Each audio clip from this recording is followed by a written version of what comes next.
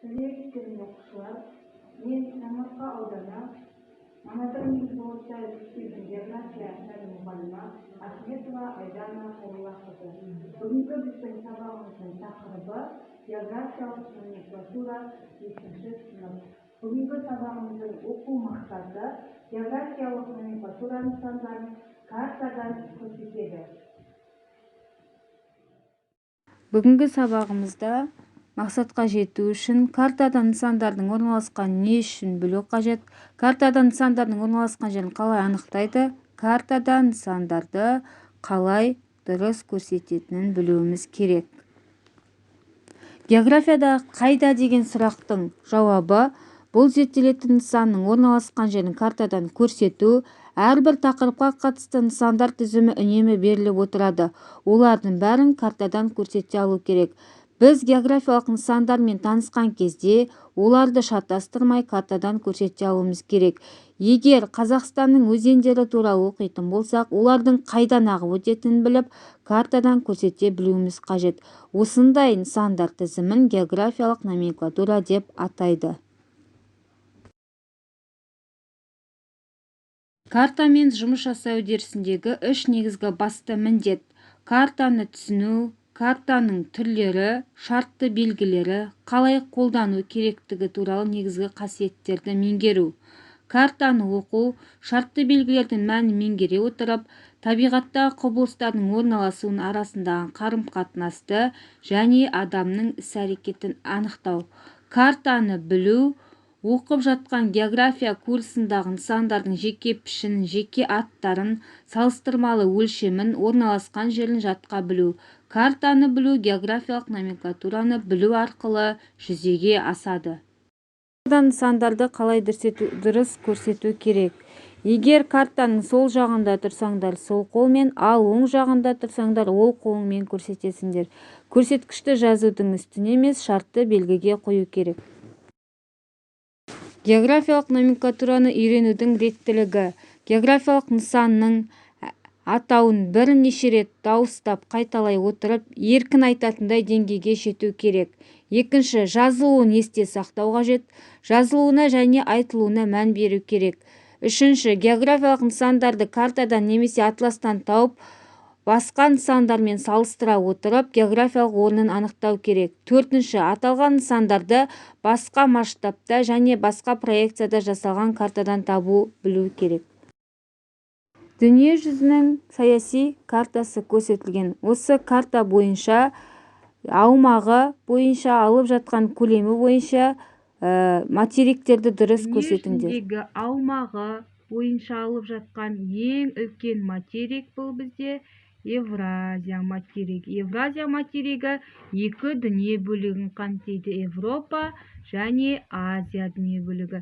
Екінші материк бұл бізде Африка материгі. Үшінші материгіміз Солтүстік Америка. Төртінші материгіміз Оңтүстік Америка. Бесінші материгіміз Антарктида. Ең соңғы кіші материгіміз Австралия.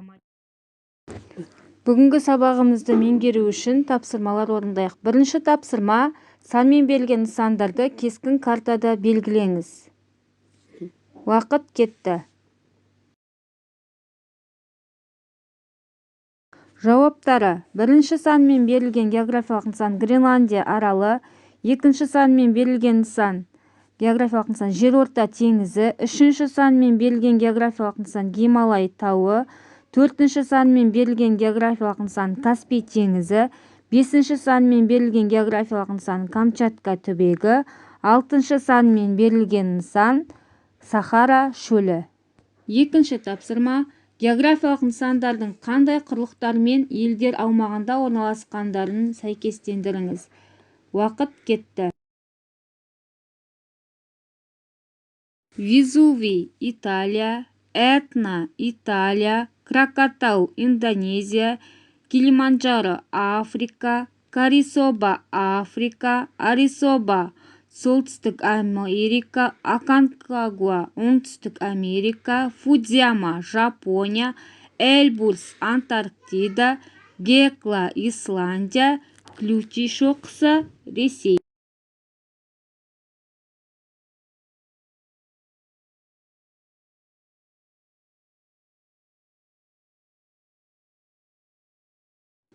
Үшінші тапсырма.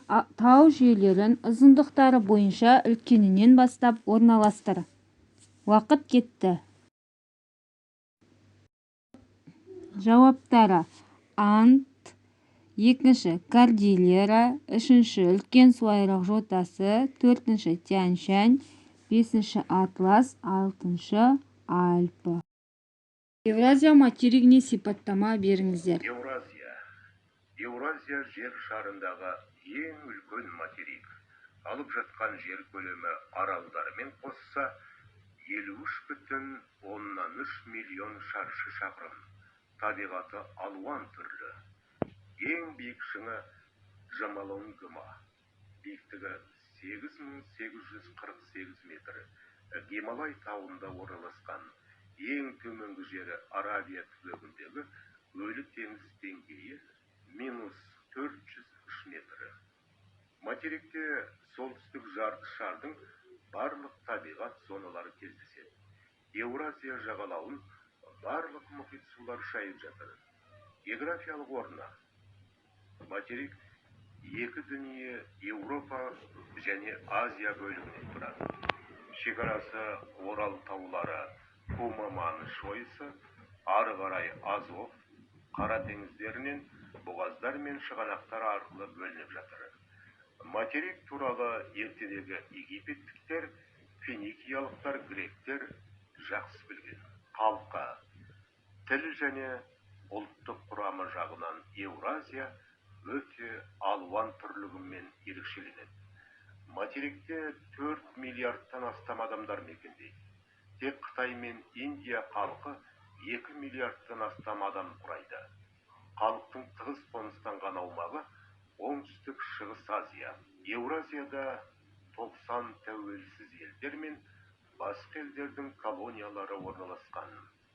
Ірі мемлекеттер қатарына Ресей, Қытай, Индия, Қазақстан, Сауд Аравиясы жатады.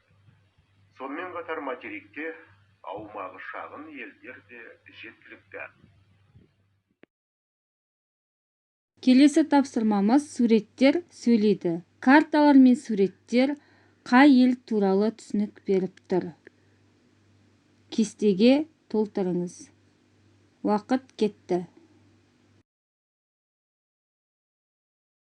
Жауаптары: бірінші географиялық объект Бразилия, сурет бізде кофе, түсінік кофені өндіру жөнінен бірінші орындағы мемлекет Бразилия. Екінші объект Австралия, сурет коала, түсінік қалталы аю, Австралия материгінің эндемигі. Үшінші объект Канада, сурет хоккейшінің конькиі, түсінік бұл жерде Канада хоккейдің отаны, әлемдегі ең мықты хоккей командасы осы елде. Келесі тапсырма: кім жылдам ойыны. Географиялық нысандарды топтастырып кестеге түсіреміз. Уақыт кетті. Жауаптары: өзендер Ертіс, Іле, Амазонка, Ніл, Дунай, Енисей, Еділ. Аралдар Ява, Гавай, Курил, Жапон, Сахалин, Исландия. Көлдер Марқакөл, Женева, Мичиган, Байкал. Түбектер Пиреней, Арабия, Үндіқытай, Скандинавия. Таулар Гималай, Тянь-Шань, Кавказ, Кордильер, Анд. Үстірттер Үстірт, Эрди, Мату-Гросу. Ойпаттар Каспий маңы, Ла-Плата, Месопотамия. Теңіздер Жерорта теңізі, Қара, Аху. Үйге тапсырма: атлас карталарын қолдана отырып, аталған елдерге берілген жоспар бойынша сипаттама жасаңыз. Елдің атауы Қазақстан, Австралия, астанасы, жер бедері, ең биік нүктесі, пайдалы қазбалары, өзендері туралы кестеге түсіріп келеміз.